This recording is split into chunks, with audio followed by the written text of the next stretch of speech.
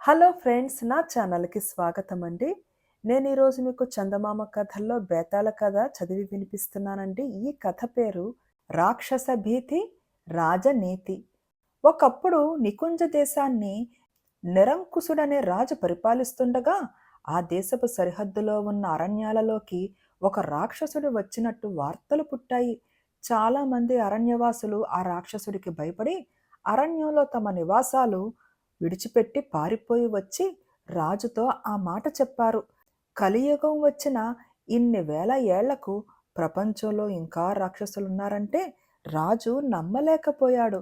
అయినా ఆయన ఆటవికులను ప్రశ్నించి ఆ రాక్షసుడు వాళ్లకు ఎలాంటి హాని చెయ్యలేదని, వాళ్ళు పారిపోయి రావటానికి భయం తప్ప మరో కారణం లేదని తెలుసుకున్నాడు. వాడు రాక్షసుడని మీకు ఎలా తెలిసింది? చెట్టంత ఎత్తు ఉన్నాడా అని రాజు అడిగాడు. ఆటవికులు సందేహిస్తూ, మహారాజా, వాడు చెట్టంత ఎత్తు లేకపోతేనే బాగా అడవిదున్న ప్రమాణంలో ఉన్నాడు అన్నారు. రాక్షసుడని ఎందుకు అనుకున్నారు అని రాజు మళ్ళీ వాళ్ళని అడిగాడు. మహారాజా, మేం కళ్ళారా చూసాం. వాడొక చెట్టు కింద కూర్చుని ఏవో కాయలు దుంపలు తింటుంటే పక్కనున్న పొదలో నుంచి ఒక పెద్ద పులి వాడి మీదకి దూకింది. వాడు దాన్ని వెనక కాళ్లతో పట్టుకుని చెట్టుకేసి కొట్టి చంపాడు. రాక్షసుడు కాకపోతే అలా చెయ్యగలడా మహారాజా? వాడి దగ్గర బాణాలు గాని బరిసెలు గాని లేవు. అయినా వాడు లేళ్లను దుప్పులను పట్టి చంపి కాల్చుకు తినటం మా వాళ్ళు చాలా మంది చూశారు అన్నారు ఆటవికులు. రాజు కాసేపు ఆలోచించి, ఆ రాక్షసుడి సంగతి నేను చూస్తాను. మీరు అకారణంగా భయపడుతున్నారేమో. వాడు మీకు అపకారం చేసినప్పుడు నాకు చెప్పండి. నేను వాడి భయం మీకు లేకుండా చేస్తాను. మీకు వాడంటే భయమైతే కొంతకాలం నగరం శివార్లలో ఉండండి. మీకు కావలసిన సదుపాయాలు నేను చేస్తాను అని అన్నాడు. ఆటవికులు అనుమానంతో ఒకరి ముఖాలు ఒకరు చూసుకుని ఏదో గొణుగుకుంటూ వెళ్ళిపోయారు. వాళ్ళు వెళ్ళగానే మంత్రి ఎంతో ఆందోళనగా, అదేమిటి మహారాజా, మీరా రాక్షసుణ్ణి చంపించే ఆలోచనలో లేరా అన్నాడు. లేను, ఏం అన్నాడు రాజు. పులులను ఉత్త చేతులతో చంపగలవాడు మామూలు మనుషులకు హాని చెయ్యడా? వాణ్ణి ఉపేక్షించడం భావ్యమా అన్నాడు మంత్రి. క్రూర మృగాలను కూడా వాటి వల్ల ప్రజలకు హాని కలిగితేనే కాని వేటాడం కదా. ఈ రాక్షసుణ్ణి ఉత్త పుణ్యానికి ఎందుకు వేటాడటం అన్నాడు రాజు నిరంకుశుడు. మహారాజా, మీ ఆలోచన నాకు అంతుబట్టలేదు. వాడు మృగాలకే క్రూరుడు, రాక్షసుడు. ఆ జాతే మానవులకు శత్రుజాతి. వాణ్ణి సంహరించడం కర్తవ్యం అన్న దాన్ని గురించి ఆక్షేపణ దేనికి అన్నాడు మంత్రి. రాజు మరికొంచెం సేపు ఆలోచించి, అదే మీ అభిప్రాయం అయితే ఆ రాక్షసుణ్ణి చంపే ప్రయత్నం మీరు చెయ్యండి అన్నాడు. మంత్రికి ప్రాణం లేచి వచ్చినట్టయింది. ఆయన వెంటనే ఉపసేనా నాయకుణ్ణి ఒకణ్ణి పిలిచి, నువ్వు కొందరు సాయుధ భటులను తీసుకుపోయి అరణ్యమంతా గాలించి రాక్షసుడు ఎక్కడున్నాడో తెలుసుకుని వాణ్ణి చంపి వాడి శవాన్ని పట్టుకురా అని ఉత్తరవిచ్చాడు. ఆ ఉపసేనా నాయకుడికి భయం అంటే ఏమిటో తెలియదు. యుద్ధరంగంలో అతను శత్రుపక్షం వాళ్ల ఏనుగులను ఎదిరించి చంపినవాడు. అతను 20 మంది సాయుధ భటులతో అరణ్యంలోకి వెళ్ళాడు. కొంతసేపటికి వాళ్లకు రాక్షసుడి జాడ తెలిసింది. ఒక పెద్ద పులి చేసే ఆర్తనాదాలు వాళ్లకు వినిపించాయి.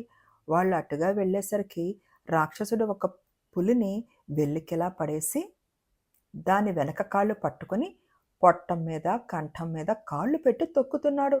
రాజభటులు చూస్తుండగానే పులి నెత్తురు కక్కి చచ్చింది.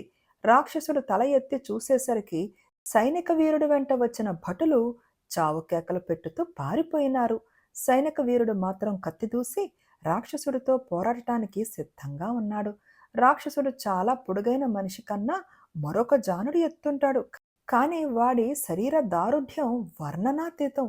వాడు పులి మీద నుంచి దిగి పులి శవాన్ని ఒక్క చేత్తో ఎత్తి పొదల మీదగా దూరంగా విసిరేసి చేతులు దులుపుకుంటూ వీరుడికేసి వచ్చి, ఏం వచ్చావు అని మనిషి భాషలో అడిగాడు.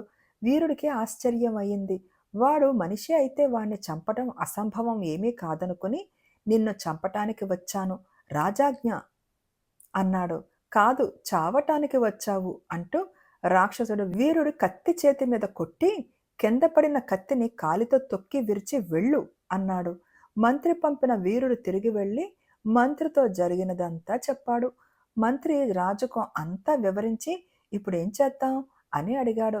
ఏమీ చెయ్యనవసరం లేదు, మీరు మీ పని చూసుకోండి అన్నాడు రాజు. ఇక రాక్షసుడి విషయం తన వద్ద ఎత్తవద్దని సూచిస్తూ. బేతాళుడు ఈ కథ చెప్పి, రాజా, రాక్షసుణ్ణి గురించి నిరంకుశ మహారాజు మొదటి నుంచి ఉదాసీనంగా ఉండటానికి కారణం ఏమిటి? రాక్షసులతో పేచీ పడటం ప్రమాదమనా? రాక్షస జాతి మానవ జాతికి శత్రువు కదా.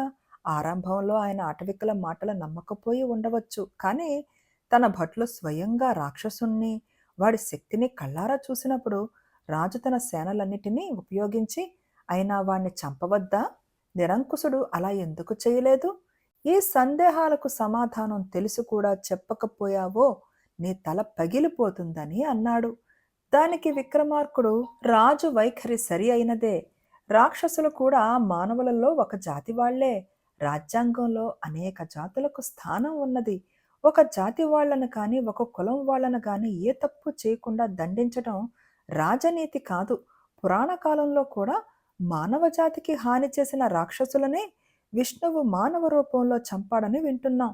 నేరాలు చేసిన వ్యక్తులనే దండించడం రాజనీతి. ఆ రాక్షసుడు కూడా ఒక వ్యక్తే. వాడు తనను చంపుతానని వచ్చిన వీరుణ్ణే ప్రాణాలతో వదిలాడు. అలాంటప్పుడు వాడు మామూలు మనుషులకు ఎందుకు ప్రమాదం కలిగిస్తాడు? నికుంజ దేశపు మంత్రి ప్రకటించిన జాతి ద్వేషం రాజనీతికి విరుద్ధమైనది అని అన్నాడు. రాజుకు ఈ విధంగా మౌనభంగం కలగగానే బేతాళుడు శవంతో సహా మాయమై తిరిగి చెట్టెక్కాడు.